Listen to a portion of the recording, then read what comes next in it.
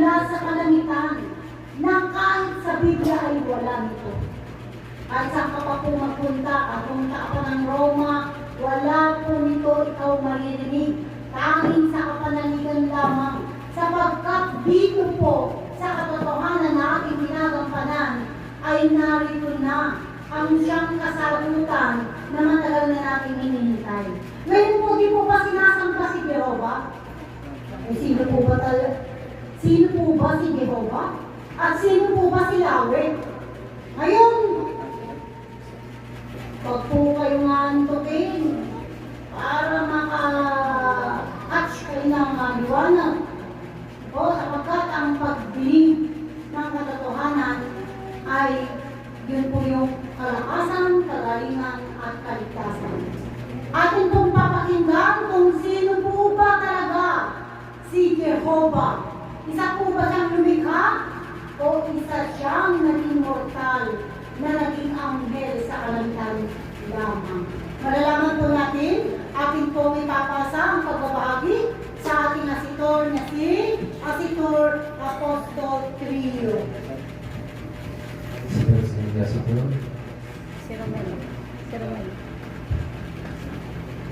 Magandang kaliwanagan po sa ating lahat. So, bago po ako magbasa, ako din po ay magpapalala sa inyo. Ang alam ko po ay Efren ko, pinagkalooban po ng ngalan na Trio na nagmumula sa kalangitan. Yeah. Sige po, ating pong kamayan nga po muli ang ating katabi na ngitian po ang pinakamatamis na ngiti. Ngayon man tayo ay mangilan-ilan lamang. Pero sabi nga ay hindi po nakikita sa bilang. Hindi nakikita sa bilang ang tunay na magsamba kundi sa tunay talaga na nananalig at nananampalataya. At magandang kaliwanagan din po sa mga bago. Welcome po sa ating bahay na langinan sa San Joaquin. At kami po ay lubos at taos-pusong nagagalak sapagkat binuksan po ninyo ang inyong pusong isipan upang malaman ang aming binabahagi po sa inyo. Sapagkat narinig na rin po na ibinahagi ng aming mga kasama ang bawat kaalaman po na ipinagkaloob din po sa amin ng una. So, kami din po ay parehas din po ninyo na naguluhan po ng una.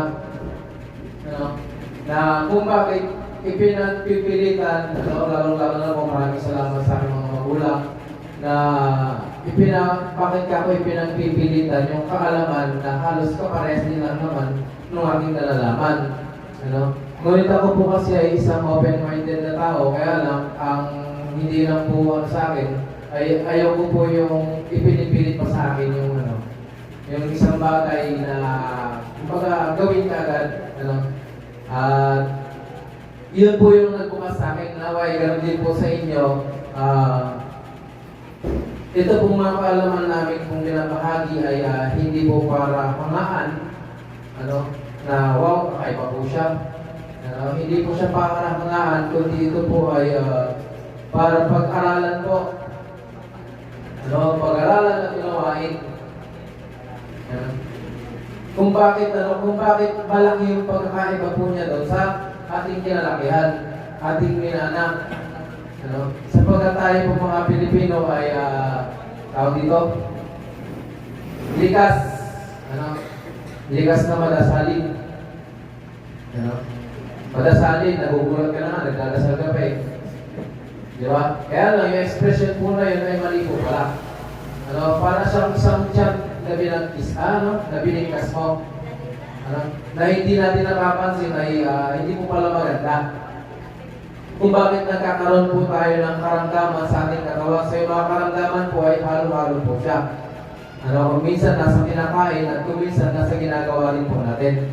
At sa mga binabanggit natin. Kung bakit meron po tayo mga karamdaman na kung minsan ay hindi po nasisilayan ng mga doktor, ay malalaman po ninyo kung kayo po ay magpapatuloy mga kapatid. Sapagkat ito po ay hindi lamang bahay dalanginan. Ito po ay lilikha ng ating amang liwanag sa kalangitan na kumpleto. Magandang kaliwanagan po. Kompleto po siya mga kapatid. May nagbabahagi na, may nanggaganap pa. Ano? At maliban po doon, ay nalalaman niyo pa po yung katotohanan. Unti-unti ang tawa, ganun din po sa inyo. Yung dati po natin kaalaman ay atin po muna isang tabi. Sabi nga, yung mga nabahagi po kanina, ay kung po natin po sa isipan, tanggapin po yung bago. Ano? Bakit nga daw po ba nagkaroon ng religion? Ano? Tulad ng mga binanggit kanina. Sabi nga, sapagkat ang isip po ng tao ay malikhain. Diba? Napakalawak. Meron nga, no? Marami pong kakayanan na pinagkaloob ang ating amang liwanag sa kalangitan. So, bawat isa nga sa atin, sabi nga, ay magkakaiba po ng kakayanan. Ano? So, hindi maaari na lahat ay marunong ng isang kakayanan. Sabi nga, hindi lahat ay maaaring maging ulo. Hindi po lahat ay maaaring maging kamay. Ano? Hindi naman lahat nasasakay sa bus. Ang gusto ay nasa harapan na silang lahat. Ayun. So, yun po yung ang may binabagi po sa ating kapatid. Katulad nga po nung sa religion na binabanggit si Jehovah, ay malalaman po natin kung sino ba siya. Ano? Paumanhin na rin po doon sa mga iba na hindi pa nakakaalam sapagkat ito po yung katotohanan. Ano? Na siyang nagpagulo sa isipan ng tao kung sino ba talaga yung dapat natatawagin. Sa dami po ng pangalan na pinagkaloob sa atin, minsan sino-sino na nga ba yung tatawagin mo, itinawag mo ng lahat. Ano, para more chances of winning, sabi niya. Ano, tinawag mo na si Lord, tinawag mo na si God, Panginoon, Diyos. Ano, pinagsama pa yung Isang Kristo. Ano? Yun pala, ay iba-iba po sila pagdating po sa kalangkan. At kung ito po ay may sa langit, makikilala mo po talaga sila. Katulad po doon sa tinatawag na yung Holy Trinity yung binabanggit nila. Yun po yung madalas na pinagdedebatehan ng bawat religion. Kasi po yan, depende sa pagkakaunawa ng tao. Ano? Sapagkat bawat tao na siya nakakaunawa, yun yung ginagamit niya sa itinayo niyang religion. Sapagkat yun po yung nais niya. Ano? Ang aking po ibabagi sa inyo mga kapatid ay isa sa naglathala sa Biblia. Ano? At ito po mga kapatid, sabi nga ang Biblia po ay hindi kinikilala sa kalangitan. Bakit kaya? Bakit kaya siya hindi kinikilala? Sapagkat ito na po ay nahaluan ng maling kaisipan. Ano? Binago na ng binago. Ano? At isa siya sa nagturan na magtayo ng religion. Ano? Kung bakit po nagkaroon ng religion. Ito po ay kanyang binahagi po ng Setyembre. Ika-10 po ng araw, taong 2020. Ano? Kailan pa po? 2020. Ilang taon na po yun? 3. Kasi wala po pong Setyembre, di ba? So, 3 taon na po yan na naibagi. Matagal na po, ano? Nagsimula po ang kapanaligan, wala pa po kami ay 2014 yata. 2014. Ayan, so 2014. Ako po ay nakarating dito 2020. So matagal na pong naibabahagi. Ngayon po, sabi nga, mahal ko po ang amang isa sa langit. Siya po ang naging sentro ng buhay ko. Kung bakit nawala po yung iba na sabi nga na mga bisyo ko, sapagkat kinilaan ko. Yun nga lang, mali po yung pagtawag ko. Isa po mga kapatid, pakinggan po natin pag-aralan kung ano po yung kanyang pinabahagi. Si Jehovah po, isa sa naglathala sa Biblia at nagturan na magtayo ng religion. Isip po, yung Jehovah na tinatawag, ay kilala niyo bilang may isang religion din. Di ba? Yung tinatawag na saksi ni Jehovah. Yung nanay ko po ay isa rin po dati doon. Ano? Kung bakit nga sinabi ang saksi ni Jehovah, ngayon may nagtayo na rin saksi ni Kristo. Ano? So, yung kaisipan ba, kung ano yung magandang ilalagay doon sa pangalan ng religion, yun po yung nangyayari na. Di ba? Para kakaiba yung pangalan mo, pangalan na relihiyon mo doon sa itinayo ng iba. Pero bandang huli ay iisa rin lamang po yung ginagamit nila. Ano ba? Di ba? Aklat din lang ng kawalan pero pag-aralan ng... dati na, huwag na pag-aralan pa lang. O mali po, ano? Ang nalaman ko doon ay pare-parehas na yung nga aklat ng kawalan yung ginagamit, kaya lang binago po yung nilalaman. Ano? May tinanggal, may dinagdag. Ano? So yun po yung katotohanan mga kapatid, ano? Magandang kaliwanagan. Ako'y kanina pa nagmamasid. Ako'y nagagalak sa inyong lahat, bagamat ako'y nagkaroon ng kasalanan at pagkakamali sa tinahak na landas. Ako ang inyong kapatid, Jehovah na ngalan. Noon na may ako'y nangangaral ng kabutihang gawa at magdarasal sa langit. Isang mangangaral na kahit ano pa man noon ay walang libro, kundi nangangaral lamang ako sa mabuting gawa. Ako'y nananalangin lamang sa langit at nakatinghala hanggat sa ako'y nagkaroon ng kaibigang nagngangalang Dalyon. At kanyang sinabi sa akin, ikaw na nagkaroon ng kakayahan na nangangaral, tanggapin mo ang librong ito at tulungan mo kami magbahagi at ibahagi sa nakakarami. At akin itong tinanggap ang Biblia. Biblia ng ngalan. Libro na aking ipinahagi sa nakakarami, ngunit hindi ko lubos akalain, kapatid, na ang ngalan ko ay sasampahin. Hindi na matuturing pari, sapagkat nagbahagi ng kawalan. Ako'y patawarin sapagkat ako'y naglathala noon, at aking dinagdagan ang libro na iyon. Magandang kaliwanagan po. Kanya po, dinagdagan. Ako ang siyang nagsambit na magpatayo ng mga nilong, mga gusali, relihiyon na siyang ipalaganap sa nakakarami. Ako na'y 45 na taong gulang ng akin itong tanggapin. At ako'y nagbahagi at napakaraming nakinig. Napakaraming hanggang nagdesisyon na siya magpatayo ng napakalaking gusali. At siyang napapangalan ng iglesia. Ngunit hindi pa lamang nakakalahati ang pagtayo ng ilong, ay sa aking mahimbing na pagtulog ay isang liwanag. Isang liwanag ang sa akin ay nagsalita at ang sabi, Jehovah, kapatid, ikaw'y binigyan at pinagkalooban ng napakaganda na ng iyong sinimulan, ngunit ang iyong tinuro ay pinagpalit sa salaping kawalan. Ako'y patawarin, aking sinambit, kaya't hindi pa lamang nabubuo ang ipinatayo, relihiyon na siyang nabubuong ipapatayo, ako na'y lumayo. Hindi ko kinaya, kapatid, sapagkat ng aking balikan, relihiyon na ipinatayo, ay ako'y sinamba na.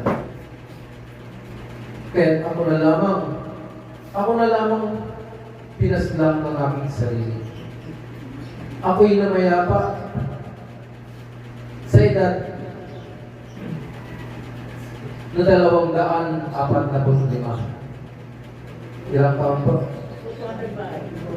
245. Sa batang bata po siya, namayapa. 245. Hindi ko kinaya. Ako ay lalaki at ako'y walang naging kabiyak. Ako'y patawarin kapatid, sapagkat napakaraming nagdiriwang sa aking kaarawan.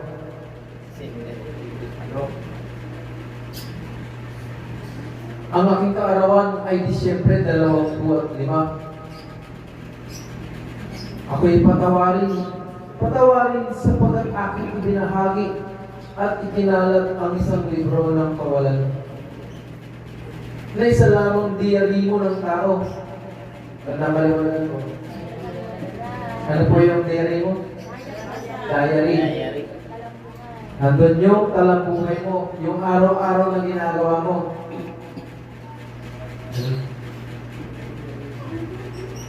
At yaon ang Biblia na malan, ang nagbigay noon sa akin ng libro ay isang kapatid. Ito'y isang pari na mga maral. Ako'y pinababa ng Ama sa langit. Ama sa langit. At tanging sambitin ay Ama sa langit. Ako'y patawarin. Patawad. Kayo'y maniwala sa katotohanan. Sapagat ang aking ibinahagi ay walang katotohanan. Hanggang napakarami ng relihiyon ang itinuro at itinayo na siyang tunay kapatid, kaya't ako'y patawarin. Maraming salamat sa inyong lahat. Si Nostradamus, siya'y nawala na noon. Marapat na siyang mahawakan ang libro ng katotohanan na isa sa buhay na nagmula sa kalangitan, ang kaligtasan. Bagamat ako'y nagkamali, kapatid, maraming salamat. Yan, siyang tunay po, magandang kaliwanagan po. So yun po yung katotohanan na ibinahagi po ng ating kapatid na Jehovah. Si Jehovah ay isang isang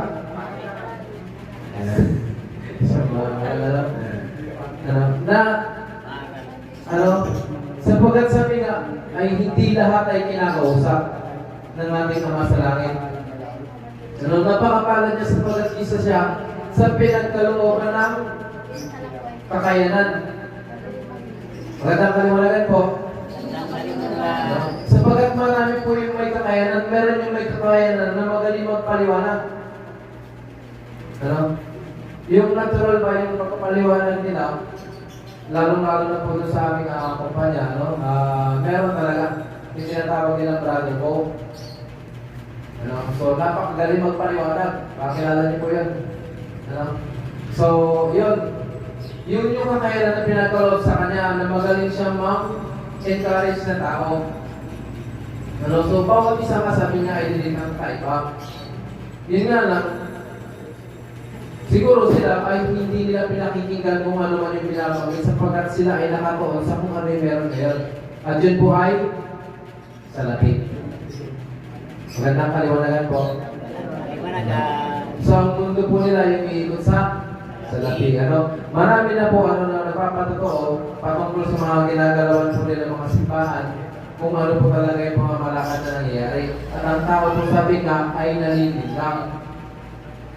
Kung bakit sabi nga po sila ay mga panahon at nagbabahagi ay para magkaroon po tayo ng kaalaman.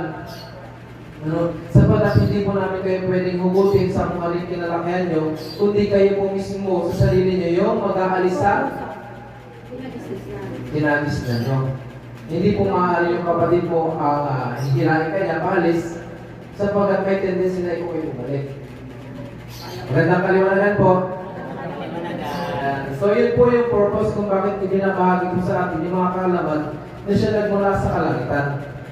Kailangan po itong tumanim sa ating puso't isipan para unti-unti maunawaan natin bakit nga ba? Bakit po ibinabahagi? Ano bang purpose? Ano bang dahilan? Sapagkat marami po na nababahaginan ay hindi po naunawaan. Sapagkat nakikinig po lamang.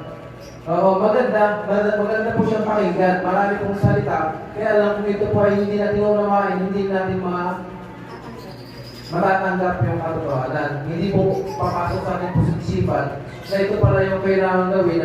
Tulad kanina, dahil pong pinanggit, delikado sa kamad. So yun po pala, sa marami. At ganoon din po sa amin, sa araw-araw namin pong buhay, kung bakit nananatili po kayo malakas. Magandang kaliwanagan po. Lahat po nung na-stroke dito ay nakapaglakad muli. Diba? Marami po nagpatunay. Sabi na rin ba? Samantalang yung iba, o kanino sa iba, nananatili na lamang sila. nakaupo. Ano, sapagkat hindi pa itulot ng ating Ama sa langit na mananatili kang may karamdaman. Magandang kaliwanagan po. Yan. Sapagkat paano mong ibabahagi na ikaw ay gumaling kung mismo ikaw sa sarili mo masabi ay hindi mo naranasan. Diba? Encourage tayo na encourage sa iba na maniwala ka. Gagaling ka dito. Banda mo rin yung pinagkalog nga sa ating mismong tayo ay hindi natin napagaling sa sarili. Magandang kaliwanagan po. Ayan. Ito po yung isang huli na kanyang binanggit, buwan po ng Disyembre. Ito po yung kanyang kaarawan. Ano, ito po hindi kaarawan ng ating Amang Isus sa kalangitan. Kailan po yung kaarawan niya? July 22. Ayun, siyang tunay po, napakapalan. Ano? July 22 at hindi lang po basta-basta yun na birth po na 22. Sapagat yun po yung numero na nakaluot. Ano? Tanging numero.